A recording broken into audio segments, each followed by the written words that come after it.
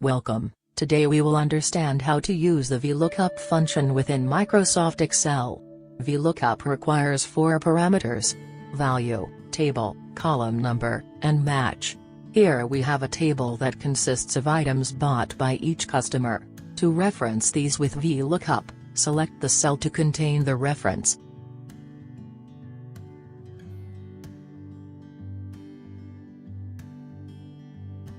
Select the value to match against.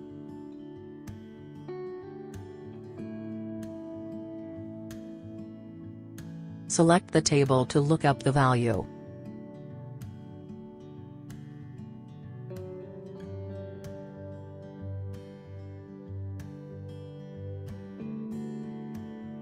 We want to return the second column.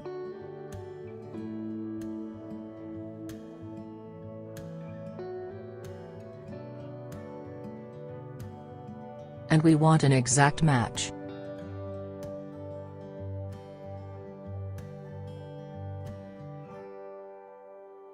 Next we will define a name to a group of data to reference. Highlight the table data, right-click, then select Define Name, specify any name.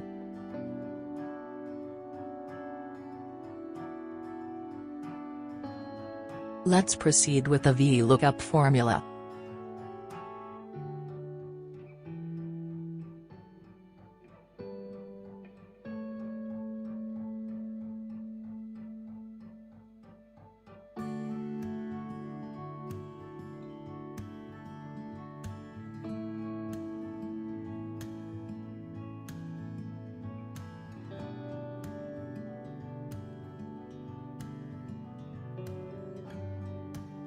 Hope this helped you understand the basics of the Microsoft Excel VLOOKUP function.